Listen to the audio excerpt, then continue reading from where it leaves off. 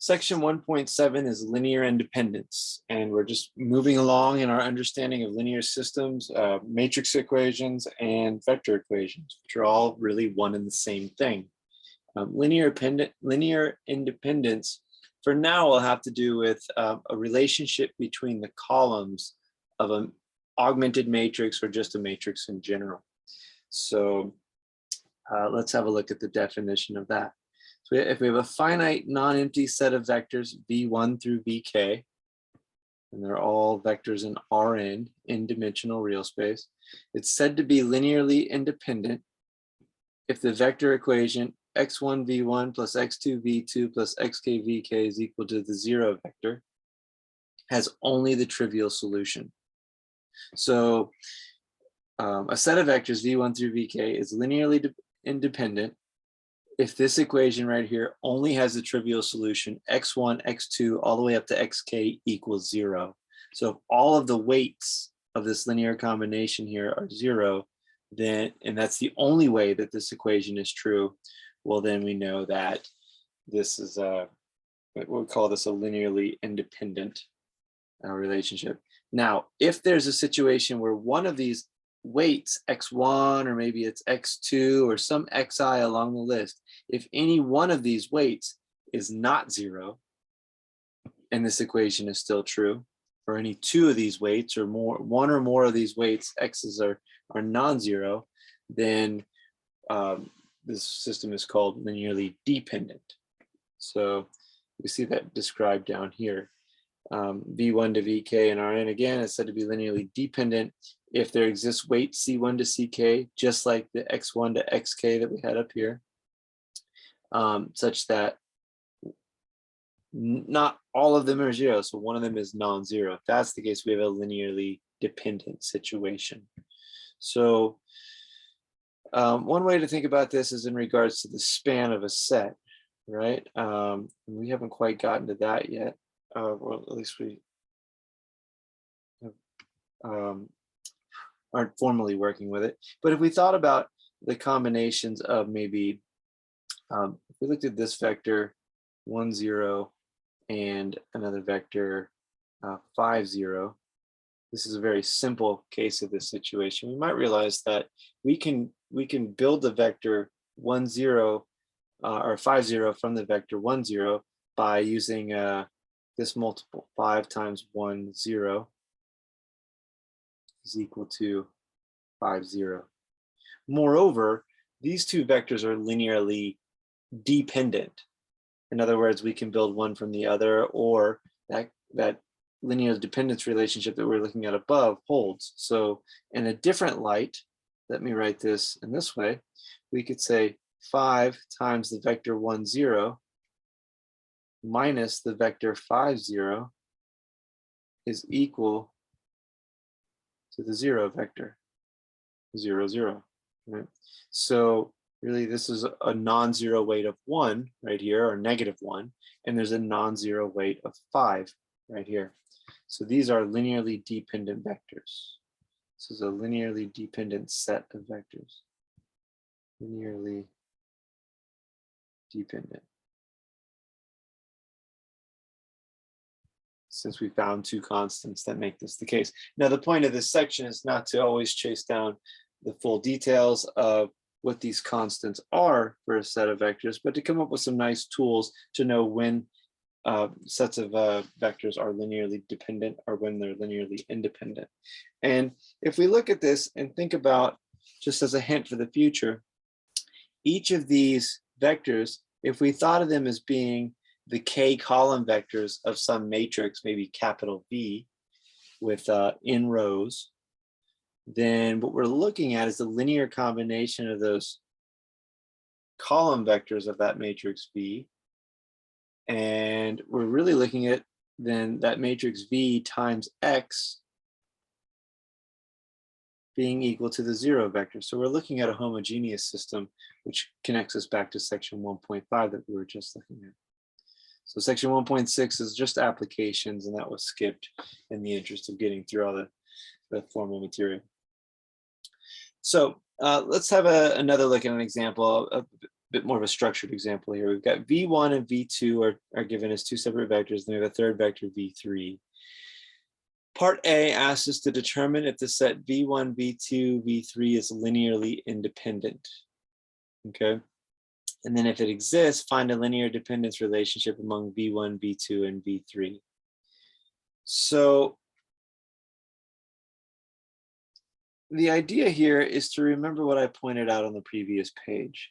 So for part A, maybe I'll put solution in general. For part A here, we'll have, we're looking for constants x1 v1 plus x2 v2 plus x3 v3. And what we're asking is whether or not these constants exist that make this thing equal to 0. Well, it's maybe not entirely obvious when we look at these vectors, right? These could be any number of combinations to make these three vectors add up with certain multiples to 0. So it's not really well advised to start guessing at values of maybe x1 being -1, and this will be 2, and then this will be, I don't know, -1 also. There are infinitely many guesses you could take. The way to work through this is to remember what I showed on the previous page. This is the vector v, or it can be written as, I'll write it off to the side, v is the vector, or the matrix of column vectors, v1 through v3. Once we treat it like a matrix, we're going to set ourselves up for a much easier way to deal with these things. Now, this linear combination that we have right here, this equation is nothing more than the homogeneous equation Vx equals 0, now that we've defined V1. Remember that a matrix times a vector is this linear combination. It's the weighted sum of the columns of the vector, of the matrix V, with the weights of the entries of the vector X. So to write this down, given what the vectors are in our problem above, we write down 2, 1, 3 for V1, 1, -1, 0 for V2, 5, -2, 3 for V3, and then 0 for the right-hand side. And what are we going to do? We're going to do what we always do. We're going to put this thing into row echelon or possibly reduced row echelon form. First thing, I'm going to put a 1, the leading 1 up top by swapping rows 1 and 2. That looks nice. And leave the others unchanged after the swap. Now I want to zero out below these 1s. Well, maybe before I continue to put my head down and work, why are we pursuing this? Why do we want this in reduced row echelon form? Well, what we're looking for are X values that are non-zero, that satisfy this equation right here. Well, that's the same thing as saying we're looking for a vector X that has values x1, x2, x3, or entries x1 through x3 in it, that satisfies this homogeneous equation. These are equivalent ways of writing the same thing. So there are two different ways of writing the same thing. So we're just trying to solve this homogeneous system, and what we're looking for is a non-trivial solution. If the only solution to this is the trivial solution, where X is the 0 vector, then all of these weights are zeros, and it'll turn out that if that's the only way to satisfy this equation, then we'll know that these are linearly independent vectors. So that's why we're pursuing reduced row echelon form. We're looking for solutions to this homogeneous system. So -2 times row 1 added to row 2. Put that in just a minute.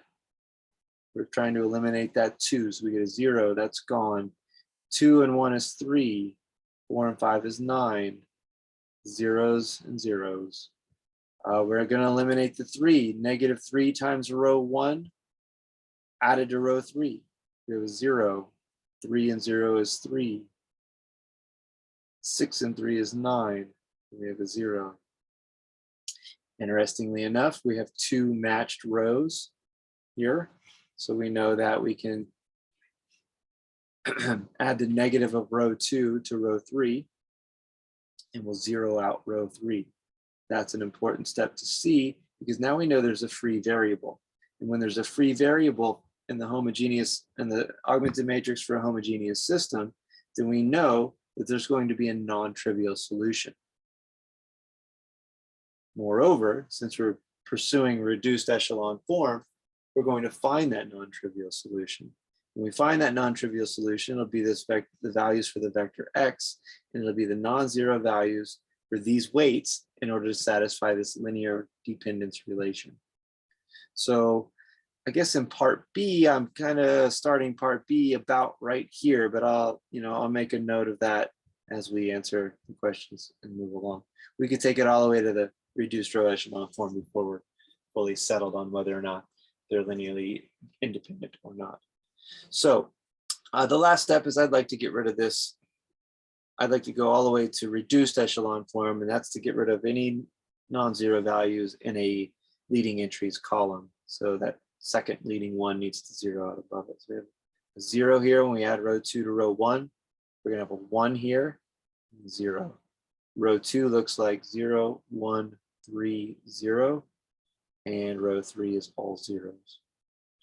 So this is a really nice, quick, easy thing. Clearly, x3 is free. You see that we have a free variable. If you recall from the previous section, that means we're going to have a non-trivial solution to the homogeneous system. Then x2 is equal to negative 3x3. I already solved for it, right? x2 plus 3x3 equals 0. So I solved for x2 off to the side there. Similarly, x1 plus x3 equals 0. So x1 equals negative x3. So our solution looks like this. X is equal to negative x3, negative 3x3, and x3. And remember how we were writing this in the previous section? We wrote it as negative 1, negative 3, 1, x3. So what we know is that thanks to this portion, there is a non-zero solution. And this, in fact, if we choose any value of x3 that's not 0, then we'll have a non-zero solution to this homogeneous system. In other words, we'll have values for x1, x2, and x3 that satisfy this equation and are not all 0. Namely, let's just use x3 equals 1. That's the easiest thing to do in this case. It's true for any value of x3, but x3 equals 1 gives us a non-trivial solution, yields the solution.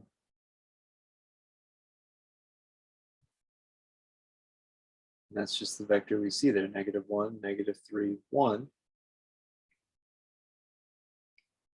So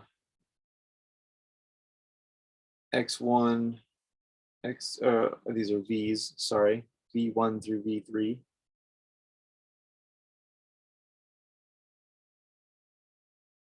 Are linearly dependent. So this takes care of the question that part A is asking. We have a non-trivial solution to the homogeneous system. So these are linearly dependent vectors. So that's part A. And then part B, we finish up this thought with negative 1 times v1 minus 3 times v2 plus 1 times v3 is equal to the 0 vector. And this I'll just let the reader check, right? This is our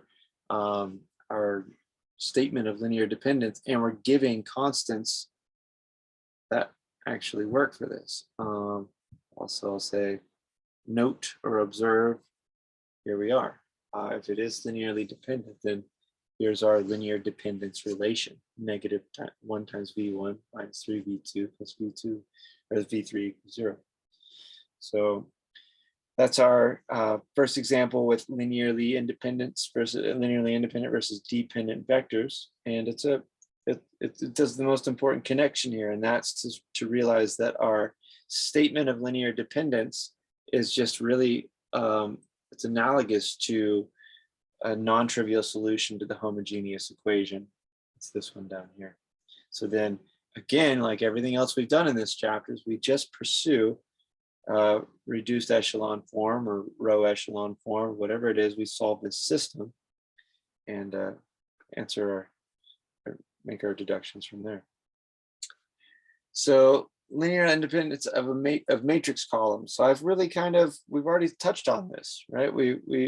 This is talking about rephrasing our linear dependence relation as a homogeneous equation.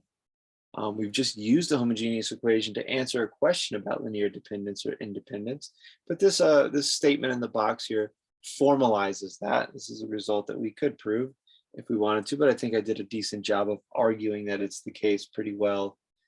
In the previous example, it could be extended easily. The columns of a matrix A are linearly independent if and only if the equation AX equals 0 has only the trivial solution. Okay, so I think what we did was we used the implication the other way. We said if, and this is both statements imply each other thanks to if and the if and only if, right? That means this implies the second one and the second one implies the first one. So what we did is the second implying the first. We found a non-trivial solution to determine that our matrix was linearly dependent.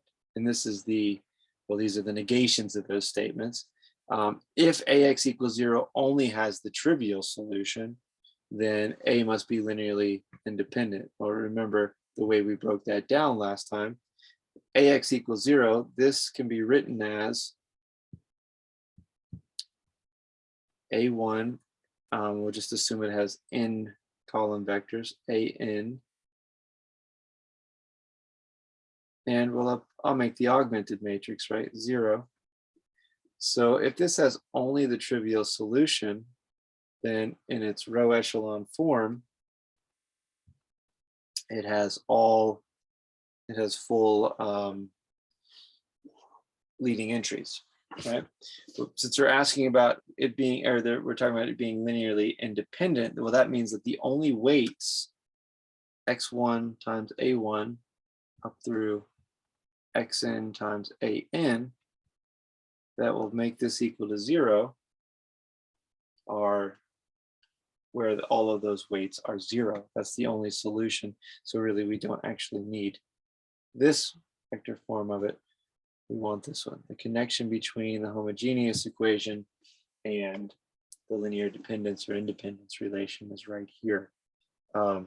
If this has a non-trivial, well, if this one has a non-trivial solution, then this thing's we're gonna be forced to be linearly dependent. So if we're linearly independent, we must have only the trivial solution here.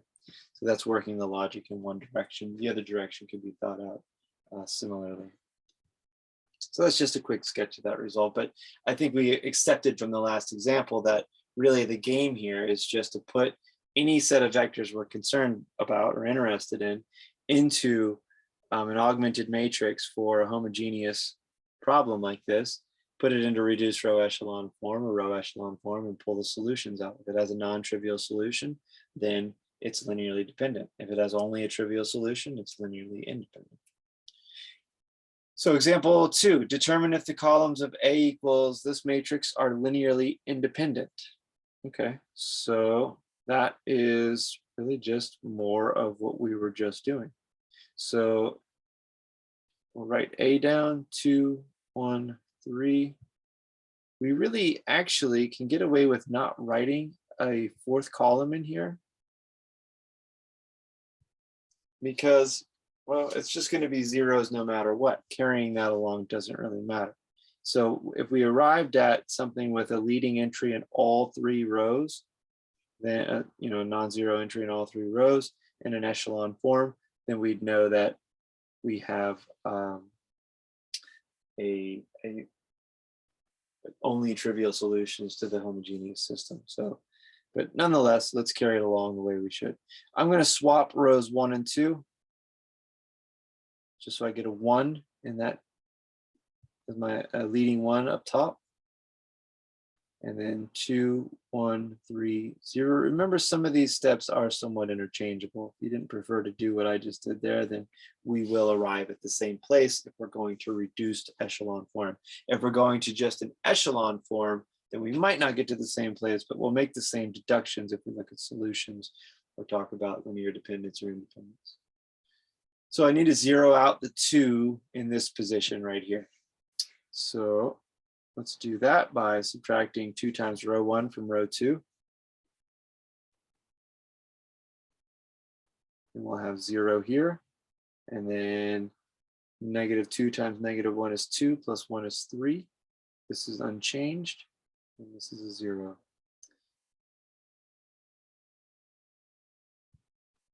And we proceed. This row is all 3s. Wherever there are non-zero values, let's divide that row by 3. So we'll have just 1s there. Easy move. 1, -1, 0, 0, 0, 1, 1, 0. Now I'm looking for, I want reduced row echelon form. It's easier to make deductions with that.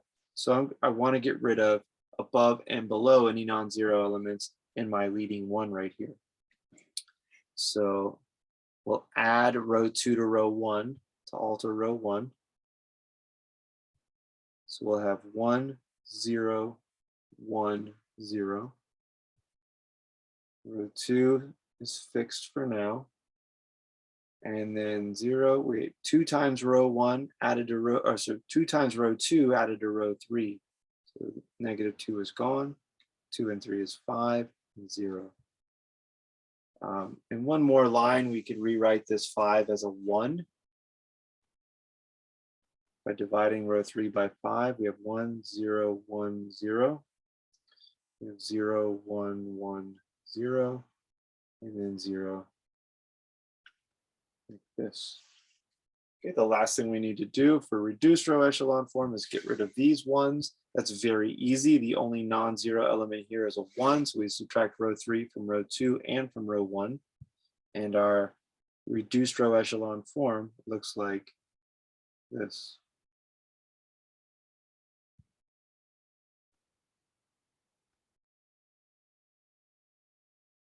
And the main thing to note is that we have leading entries in every single row. We don't have any free variables, right? The number of variables we started with here, x1 through x3, or a1 through, x1 through x3 as our coefficient columns. If we thought about it as the homogeneous system, ax equals 0. Well, each one of our variables is completely determined. x1 is equal to 0. x2 is equal to 0. x3 is equal to 0. So it only has the trivial solution. X equals the 0 vector is the only solution.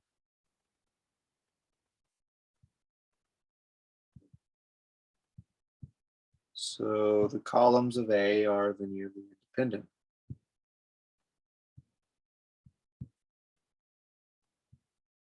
Linearly independent. And that's by the theorem at the top of the page here.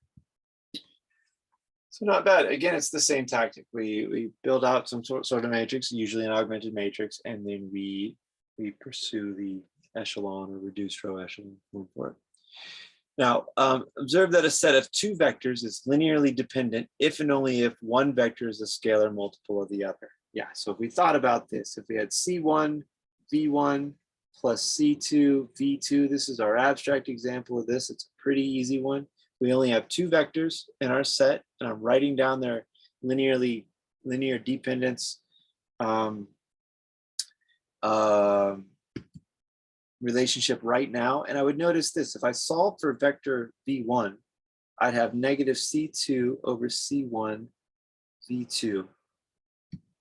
Okay, so if these 2 vectors are linearly dependent, that's what this is saying, then they're going to be a scalar multiple of each other. So if they're linearly dependent, then these 2 constants exist.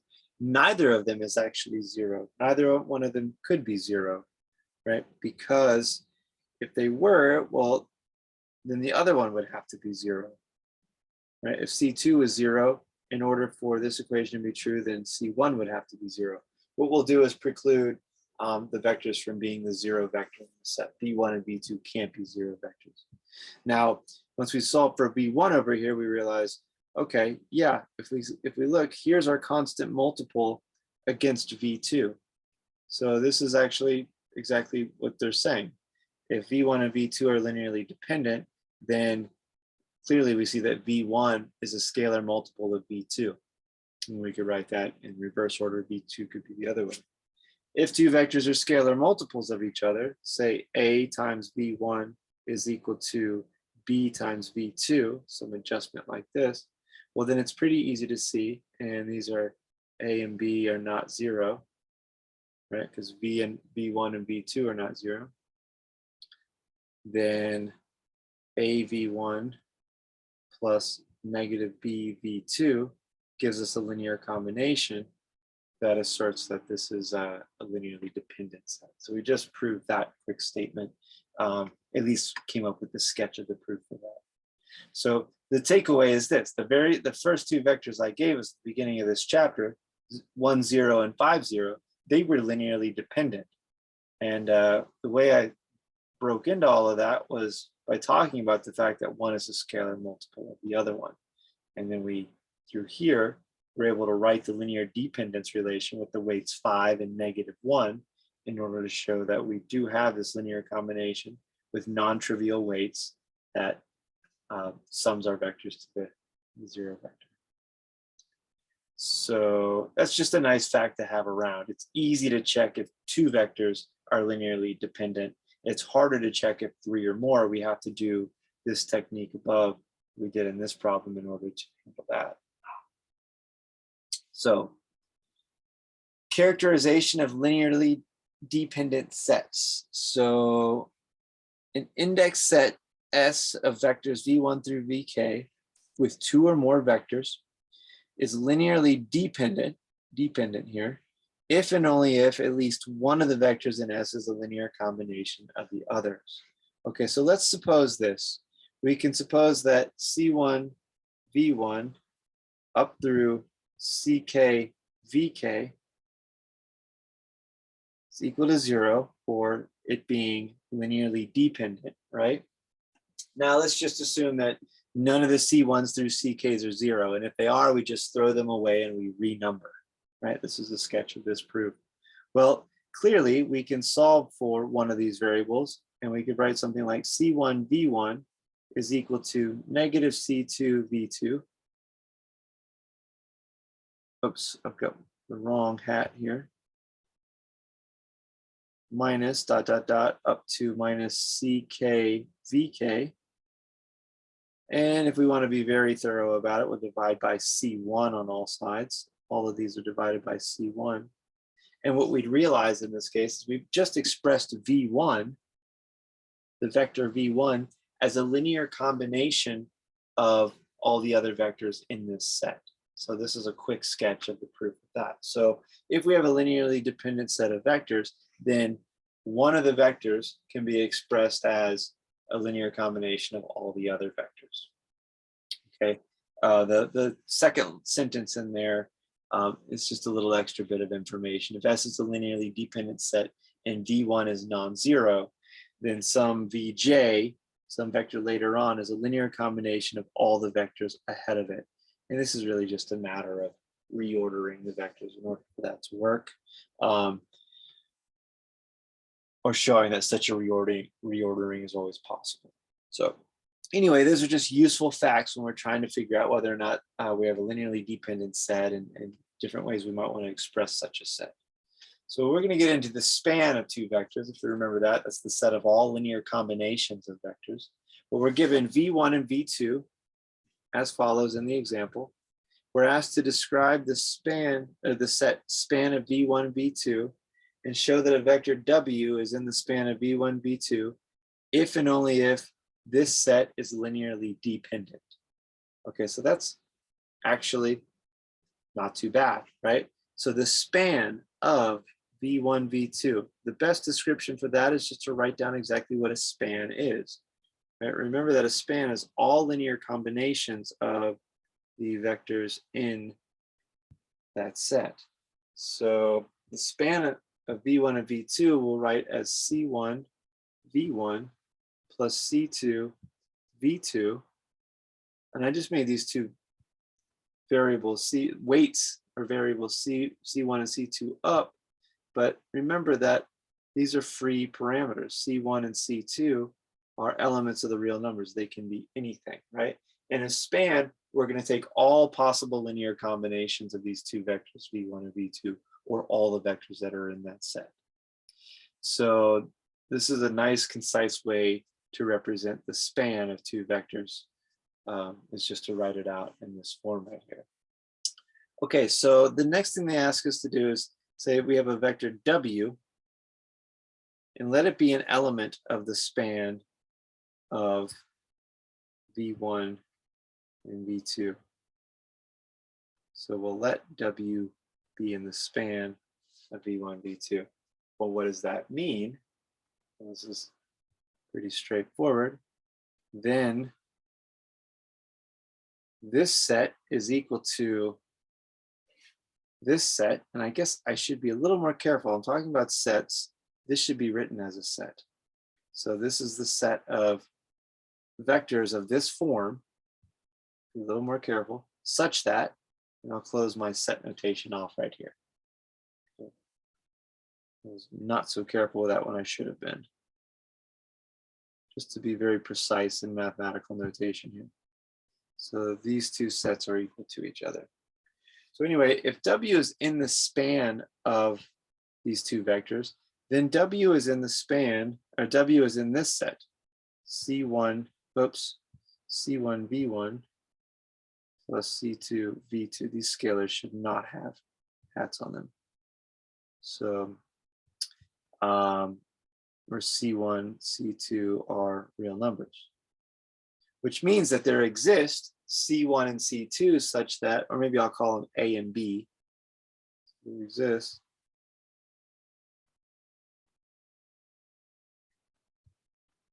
A and B in the real numbers, some two constants really, such that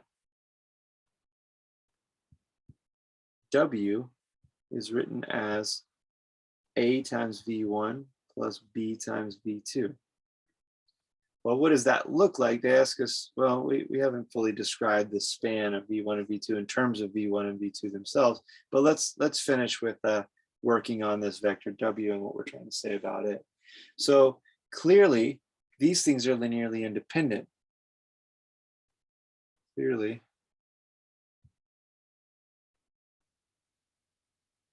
V1, V2, and W are linearly dependent,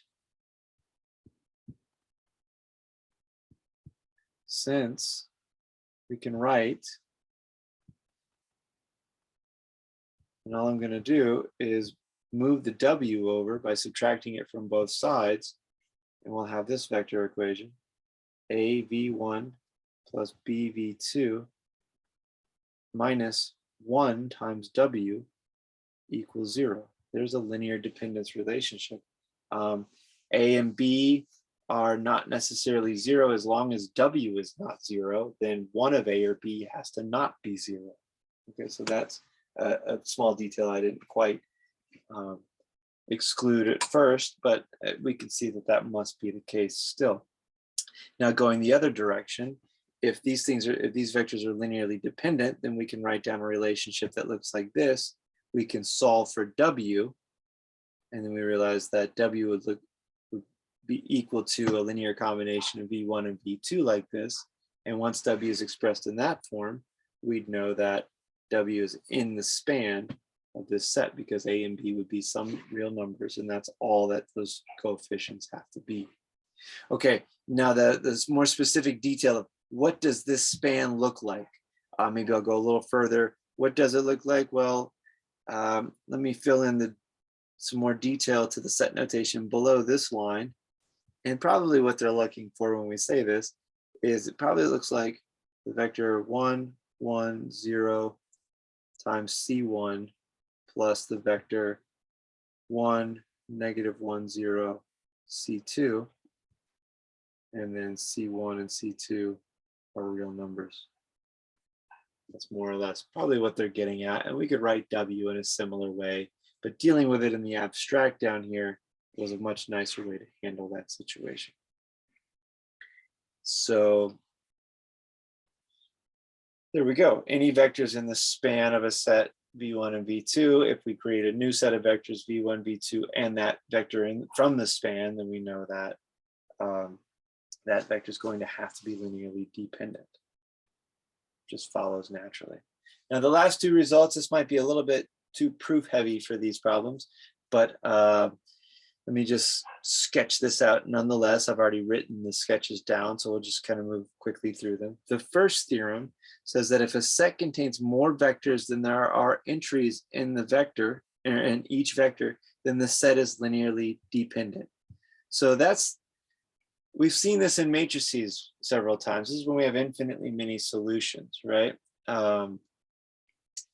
If we have more vectors than there are entries, so the matrix has more columns than it has rows. We don't have enough rows in order to give every column its own leading entry.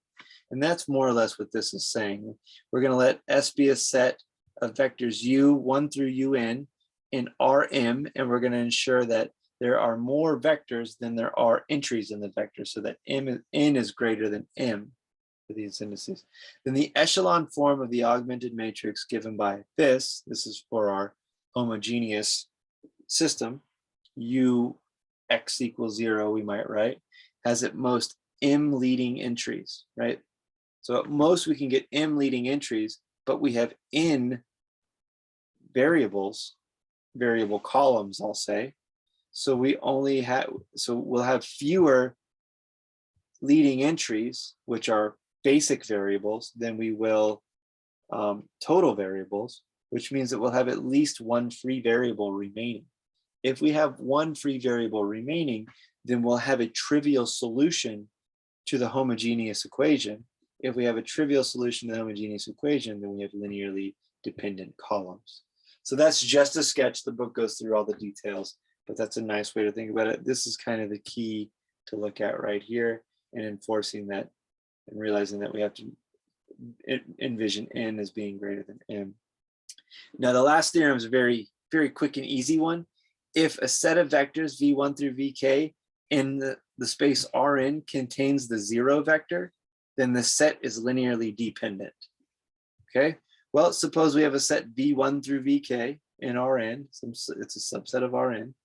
And we suppose that one of those, the ith one, is the 0 vector. Okay, for some I equal to 1 through k, somewhere in there. Then we can choose ci equals 1, and then for all the other constants, cp to be 0. This is for all the p's and ik that are not I. So in other words, we find that position, that vector vi that's 0, and we say, okay, here's a weight. We're going to give it a weight that's 1, because 1 times the 0 vector is still 0. But we'll make all the other weights of all the other vectors 0, so that when we add them all up, we'll look along here, well, it doesn't matter what all the other vectors are because they're all being multiplied by 0. However, one of our weights is non-zero. This equation still holds because vi is the 0 vector. And if that's the case, we see that we have a linearly dependent set, right? So anytime we have a 0 in a set of vectors, we know that listed in that set, we know that we have a linearly dependent set, thanks to this fact just demonstrated. So that's it for section 1.7, which is linear independent section. It's going to continue to come together and connect to more ideas as we progress through chapter 1. We've got 2 sections left. So we'll see how all these things come together in the final 2 sections.